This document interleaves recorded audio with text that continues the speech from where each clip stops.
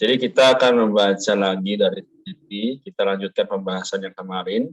Namun ada beberapa hal yang perlu disampaikan, yaitu bagaimana Rasul Paulus itu begitu mengasihi jemaat, ya, dia begitu menyadari bahwa dirinya adalah orang yang menganiaya terlebih dahulu, ya, tapi dia mau belajar untuk menjadi orang yang mengasihi jemaat. Karena apa?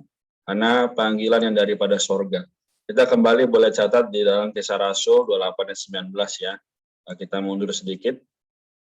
Kisah Rasul, ya. Di sini kita lihat ya bahwa katakan setelah aku diperiksa, mereka bermaksud melepaskan aku karena tidak terdapat satu kesalahan pun padaku yang setimpal dengan hukuman mati. Ya, oleh karena itu kita lihat bahwa sebenarnya Rasul Paulus dibebaskan. Tapi dia sadar, oh ya, aku dibebaskan ini untuk apa? Untuk menjadi yang melayani Tuhan. Kita juga lihat di sini ya, dalam bahasa-bahasa sebelumnya, kita lihat bahwa pasal 26 ayat 19 juga berkata bahwa sebab itu ya Raja Agripa, pada peringatan yang dari surga itu tidak pernah aku tidak taat. Ya. Oleh karena itu sekali lagi puji Tuhan ya, karena Rasul Paulus kita hari ini boleh mendengar Injil. Karena Rasul Paulus ya Tuhan juga memakai dia besar-besaran. Dia menulis surat kepada 14 surat ya. Jadi hari ini pun kita kedapatan berkatnya. Oke, kita masuk kita Filipi pasal yang kedua ya. Karena itu nanti kita akan baca, satu kita akan ada share lalu juga ada sedikit review lagi ya. Baik, kita akan baca dari ayat 17 sampai pasal 3 ayat yang ke-6 ya. Oke. Puji Tuhan. Kita akan baca dimulai dari saya, Maria, Octavia berikutnya, satu orang satu ayat ya. Baik. Kita baca dulu perikopnya. Suatu kurban curahan pada persembahan iman. Ya, demikian ya. Ayat 17. Tapi sekalipun darahku dicurahkan pada kurban dan ibadah imanmu, aku bersukacita dan aku bersukacita dengan kamu sekalian. Ayat 18, dan kamu juga harus bersukacita demikian dan bersukacitalah dengan aku. Perhatian Paulus terhadap kaum beriman. Ayat 19, tetapi dalam Tuhan Yesus, kuharap segera mengirimkan Timotius kepadamu, supaya tenang juga hatiku karena kabar tentang kamu.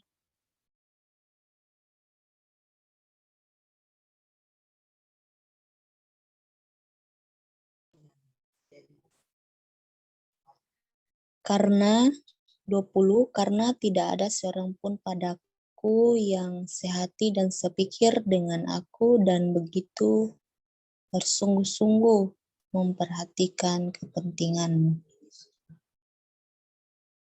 Ayat 21, sebab semuanya mencari kepentingannya sendiri, bukan kepentingan Kristus Yesus.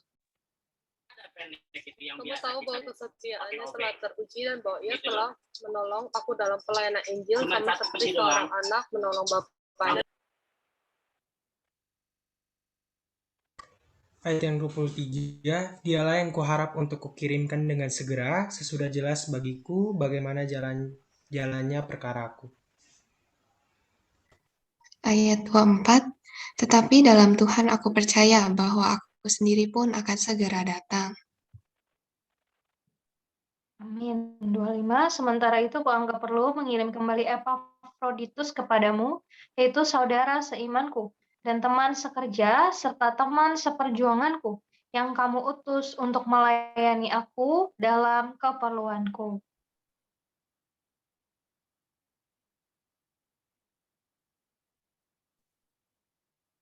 Ya, Feby.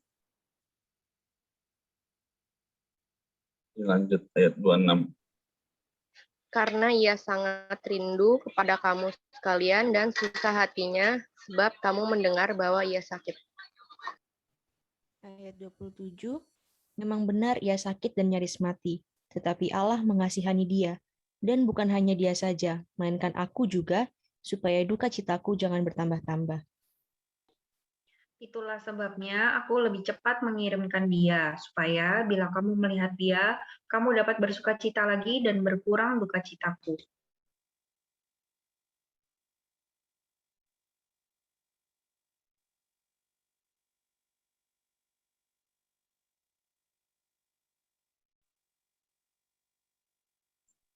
Oke, Nggak kedengaran.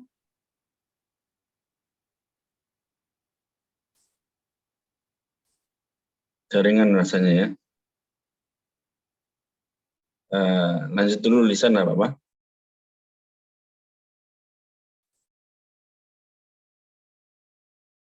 Ayat berapa, Kak? Sekarang ayat yang ke-29. Jadi sambutlah dia dalam Tuhan dengan segala sukacita, dan hormatilah orang-orang seperti dia. Oke. Kalau Ella sudah bisa boleh gabung lagi ya. Lalu saya 30. Sebab ia nyaris mati karena pekerjaan Kristus dan ia mempertaruhkan nyawanya untuk memenuhi apa yang masih kurang dalam pelayananmu kepadaku.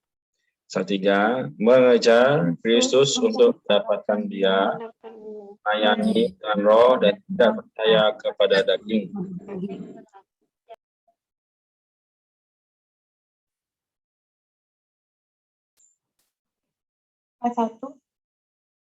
Ayat 1, akhirnya saudara-saudaraku bersukacitalah dalam Tuhan. Menuliskan hal ini lagi kepadamu tidaklah berat bagiku dan memberi kepastian kepadamu. Hati-hatilah terhadap anjing-anjing, hati-hatilah terhadap pekerja-pekerja yang jahat, hati-hatilah kepada pengyunat-pengyunat itu.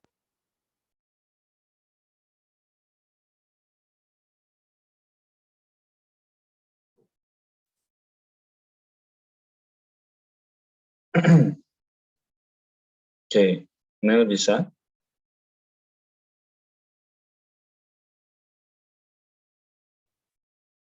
Ya mungkin berhalangan ya. Ganti dulu, lanjut Eva ya. Ayat 3, sebab kitalah orang-orang bersunat yang beribadah oleh Roh Allah dan bermegah dalam Kristus Yesus dan tidak mengandalkan hal-hal lahiriah. Ayat 4, sekalipun aku juga ada alasan untuk mengandalkan hal-hal lahiriah, jika ada orang lain menyangka dapat mengandalkan pada hal-hal lahiriah, aku lebih lagi. Ayat yang kelima, disunat pada hari ke-8 dari bangsa Israel, dari suku Benyamin, orang Ibrani asli, tentang pendirian terhadap hukum Taurat, aku orang Farisi. Dan ayat 6, tentang kegiatan aku penganiaya jemaat, tentang kebenaran dalam menaati hukum Taurat, aku tidak bercacat. Amin. Oke, jadi pembacaan kita porsinya sampai di sini ya. Thank you. Tadi teman-teman sudah dapat bagian ya, mungkin satu orang ada yang 3 ayat, 4 ayat ya. Tapi apa artinya? Kita boleh menyadari ya ketika kita membaca, kita memahami, kita pelan-pelan ya kita mengerti. Nah sekarang kita akan lihat beberapa fakta ya. Kita akan mulai dari ayat 17 ya. Jadi di sini dibilang tadi apa? Suatu kurban curahan pada persembahan iman. Ya. Lalu dilanjutkan dengan perikop yaitu perhatian Paulus terhadap kaum beriman. Sampai dikatakan tadi yaitu adalah mengejar Kristus untuk mendapatkan dia. Ini sampai 21, tapi di 1-6-nya berkata, melayani dengan roh dan tidak percaya kepada daging. Nah, jadi 3 perkara ini perlu kita catat ya. Kenapa Paulus sampai sedemikian? Ya, sampai mau berkorban begitu ya. Di ayat 17 dibilang, tetapi sekalipun darahku dicurahkan pada kurban dan ibadah imanmu, aku bersukacita dan aku bersukacita dengan kamu sekalian. Dan kamu juga harus bersukacita demikian dan bersukacitalah dengan aku. Bayangin, masa orang sampai mau jadi korban begitu ya. Kita lihat di sini di catatan kakinya ya dibilang atau diriku dicurahkan ya sebagai kurban curahan. Nah, ini lebih parah lagi ya. Paulus betul-betul menjadi korban ya. Kurban curahan adalah suatu tambahan pada kurban-kurban dasar yang diwajibkan dalam imamat dan sebagainya. Tapi di sini yang ditekankan adalah Rasul Paulus menjadi kurban curahan yang demikian dengan menikmati Kristus secara demikian, sehingga dia dapat dicurahkan sebagai persembahan kepada Allah atas dasar iman kaum beriman melalui cucuran darahnya. Jadi istilahnya Rasul Paulus ini menempatkan dirinya sebagai kurban, supaya apa? Manusia bisa datang kepada Allah, seperti dalam perjanjian lama. Nah, sekarang pertanyaannya, ada nggak ya orang yang mau seperti itu hari ini? Ya kan?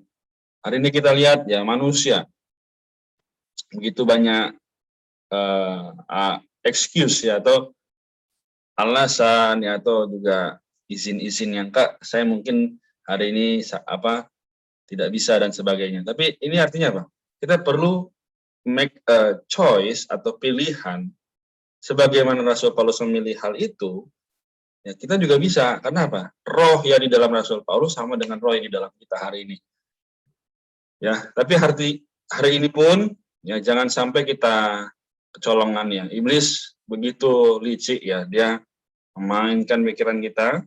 Maka ayat 19 ini dibilang, tapi dalam Tuhan Yesus, kuharap segera mengirimkan Timotius kepadamu, supaya tenang juga hatiku karena kabar tentang kamu. Ya, artinya apa? Perlu rekan. Ya, hari ini kita orang Kristen nggak boleh sendirian. Ya, kalau sampai sendirian ya kan, wah, kita pasti begitu banyak tantangan ya, juga godaan dari iblis ya. Terutama mungkin ketika lagi baca kitab, lagi berdoa ya, kita lemah sedikit aja, iblis masuk, nah sudah kita tidak ada lagi hasrat untuk baca maupun berdoa. Nah, kemudian saya ambil sedikit waktu lagi, nanti teman-teman silahkan. Kita mengambil contoh Paulus, ya, dia berkata demikian seperti ini. Ayat 27 ya, memang benar ia sakit dan nyaris mati. Tapi Allah mengasihani dia, dan bukan hanya dia saja, melainkan aku juga, supaya duka citaku jangan bertambah-tambah.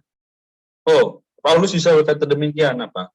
Memang ada musibah, ada hal-hal yang mungkin terjadi ketika mereka melayani jemaat. Nah, hari ini pun ketika kita berdoa bagi teman-teman kita mempersembahkan waktu kita baca Alkitab, pasti ada hal-hal yang terjadi. Ya, entah itu kita dikena marah atau bagaimana oleh situasi dan lingkungan sekitar, mungkin teman-teman menjauhi kita, ya. Itu adalah duka cita juga. Nah, tapi hari ini lebih duka cita mana? Kita tidak mendapatkan perkenan Tuhan atau tidak mendapatkan perkenan dari dunia. Nah, ini tinggal menjadi pilihan kita masing-masing. Oke, jadi oleh karena itu terus Paulus berkata sampai 30 ya, sebab ia nyaris mati karena pekerjaan Kristus. Wow, jadi betul-betul karena kasihnya ya, karena hasratnya untuk melayani Tuhan. Dia rela hampir mati, rela mempertaruhkan nyawa. Inilah mengapa ya katakan bahwa orang Kristen perlu memikul salib. Salibnya adalah ya ini, tiap hari ya kita akan merasa, oh Tuhan kok waktuku berkurang ya untuk pribadi ya, oh, aku nggak punya waktu untuk ini itu ya, tapi aku harus datang pada Tuhan dan sebagainya. Nah, ini hanya contoh saja. Nanti kalau ada waktu lagi saya akan tambahkan. Silakan teman-teman sekalian kalau ada yang mau membagikan dan men-sharingkan atau bertanya. Demikian.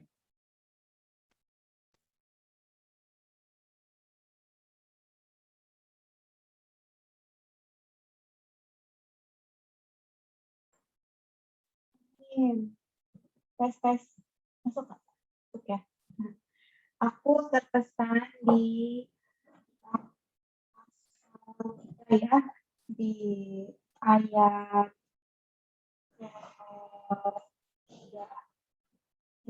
sempat baca ya tadi barengan, dikatakan sebab kitalah orang-orang bersunat yang beribadah oleh Roh Allah dan bermegah dalam Kristus Yesus, tidak bukan hal-hal lahiriah. Dibilang kita ini adalah orang-orang yang bersunat ini, sebenarnya kita ini adalah orang-orang yang sudah dilepaskan ya dari segala ketentuan, karena kita sudah ikut bersama dengan Tuhan. Orang yang beribadah oleh Roh Yesus ya, oleh Roh Allah. Jadi beribadah kan sebenarnya adalah bagaimana Yesus itu kehidupan kita sehari-hari. pelayanan Paulus ini kepada orang-orang di ini adalah pelayanan yang berasal dari Roh Allah. Karena itu walaupun dia banyak sekali, tapi dia masih bisa nasehatin, masih bisa memperhatikan. Tadi juga Karena sudah sempat singgung, kalau di dalam pelayanan itu kita perlu ada rekan juga. Kita lihat bahwa pelayanan Paulus pol-polan ya, dikatakan dia mau mencurahkan bahkan kalau pasal 2 di ayat 20 Paulus tuh bilang bahwa karena pekerjaan Kristus dan mempertaruhkan nyawa ya. Jadi pelayanan benar-benar kasih semuanya deh, sampai nyawa pun mereka kasih gitu. Dan emang benar gitu kan, kita tahu bahwa di perjanjian baru tuh banyak orang-orang yang mati-mati ya. Karena apa? Karena mereka melihat bahwa Kristus tuh benar-benar mistika gitu, sehingga pelayanan mereka tuh benar-benar pol-polan sama Tuhan gitu. Tapi pelayanan mereka tuh bukan itu, mereka tuh, tapi ternyata pelayanan mereka pun ada satu ekspresi ya, ada satu hal yang kelihatan ya, melalui perhatian, melalui kesetiaan ya di ayat 22. Nah, hari ini juga kita bisa mempraktekkan apa yang Paulus praktekkan terhadap orang-orang di sekitar kita. Kita bisa menjadi orang yang setia di dalam melayani Tuhan. Sebenarnya melayani Tuhan ini bukan hanya kita ngomong ya, tapi ketika kita memperhatikan orang, kita berdoa, bahkan ketika kita sharing nih, kita ngomong nih ya, kan kita sebenarnya sedang memberkati ya, memberikan perkataan kita, sebenarnya juga melayani Tuhan. Jadi hari ini semoga kehidupan kita adalah kehidupan yang menyalurkan Tuhan ya dimanapun kita berada. Bukan hanya secara langsung, ini mungkin di sosial media juga kita bisa menjadi berkat bagi banyak orang melalui kita sharing firman yang kita nikmati setiap hari. Ya semoga kita juga belajar setia ya, menjadi orang-orang yang beribadah oleh Roh Allah. Amin. Puji Tuhan. Terima kasih, Maria. Ada lagi yang lain? Mungkin ada yang mau tanya. Saya mau bertanya di bagian A dengan roh dan tidak percaya kepada, melayani dengan roh dan tidak percaya kepada daging. Nah, itu yang saya akan ingin pertanyakan pada malam ini, bahwa melayani dengan roh dan tidak percaya kepada daging, maksudnya itu sesudah ada sedikit bayangan tapi kurang paham. Ya, seperti itu. Terima kasih. Thank you, Nel ya. Jadi saya jelaskan secara singkat saja. Sebenarnya ada di jawaban ayat 1-3 ya. Saya bacakan saja. Akhirnya saudaraku, bersukacita dalam Tuhan. Menuliskan hal ini lagi kepadamu tidaklah berat bagiku dan memberi kepastian kepadamu. Hati-hatilah terhadap anjing-anjing, hati-hatilah terhadap pekerja-pekerja yang jahat, ya, hati-hatilah terhadap penyenat-penyenat itu. Sebab kitalah orang-orang bersunat yang beribadah oleh Roh Allah dan bermegah dalam Kristus Yesus dan tidak mengandalkan hal-hal lahiriah. Sekarang gini, kayak saya ambil contoh ya. Misal ada seorang pelayan Tuhan, dia ingin melayani. Saya mungkin ambil 2 contoh ya. Jadi pelayan Tuhan yang A, ini ketika dia mau melayani, dia perlu adanya sokongan atau bantuan daripada orang-orang yang lain. Misalnya, tanda kutip ya, mohon maaf, harus ada persembahan dulu, ya. Terus harus ada fasilitas dulu, ya kan?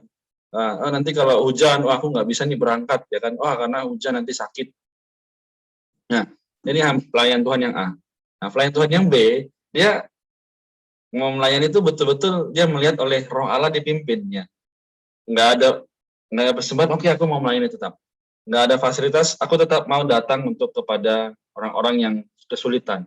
Nah, misalnya kalau hari ini kondisi Zoom ya, online ya, waktuku nanti terkuras nih, tapi enggak apa-apa deh, yang penting supaya jemaat kaum saleh itu terberkati oleh firman, aku harus buka Zoom gitu, misalnya demikian. Nah, hari ini kita lihat bagaimana pelayan Tuhan yang A dan yang B mana yang menurut teman-teman adalah orang itu melayani dengan roh Allah?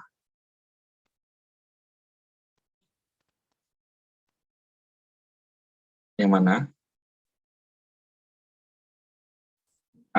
Harusnya yang B ya. Nah, jadi sekali lagi kita menyadari bahwa untuk ikut Yesus, ya, ada satu lagu pujian ini berkata, ikut Yesus sungguh manis meski derita sekeliling. Ya. Ikut Yesus setiap waktu, ya. Tapi apa? Kita harus sandar pada Tuhan. Nah, sekali lagi ada juga orang yang mau kelihatan melayani saja, tapi kehidupan rohaninya, dia imannya belum kelihatan gitu. Nah, hari ini kita sebagai orang yang berkuliah ya, kita sebagai orang muda ya, mungkin Nel ikut yang STT dan teman-teman lainnya ikut major yang lain ya. Kita berkuliah, kita harus lihat visi kita apa. Kita di kampus itu, kita diutus oleh Tuhan di situ untuk apa? Menjadi berkat. Maka sekarang kita perlu belajar hidup oleh roh ya. Jadi Tuhan bicara apa, kita harus baik-baik dengan Tuhan. Malam ini Engkau bicara apa melalui firman ini? Ya kan? Mungkin kita diberi perasaan, oh besok kita harus belajar untuk lebih memperhatikan teman kita. Besok kita harus belajar apa? Mulai sapa dosen kita terlebih dahulu. Ya hal-hal sederhana demikian. Terus dalam keluarga, oh mungkin hari ini aku memang kuliah penuh, tapi aku harus menghormati orang tuaku, mengasihi mereka. Ya, ini hal-hal sederhana. Tapi kalau kita satu dengan roh, maka itu akan menjadi apa? Kita melayani Tuhan ya secara sederhana. Amin. Ya, demikian. Ada lagi yang mau membagikan atau bertanya?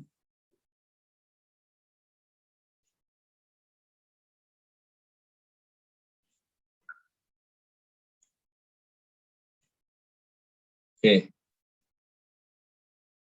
Kalau gitu mungkin saya buka pertanyaan ya, nanti coba teman-teman kalau bisa boleh menjawab ya.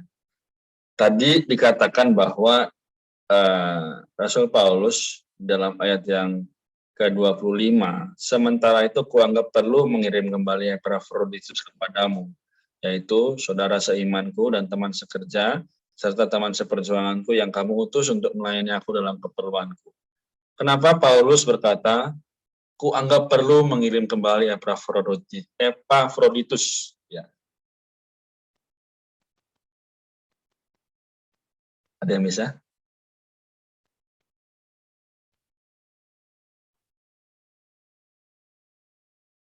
Mungkin Kak Lady nih. Kita uji dia. Bentar. Ya.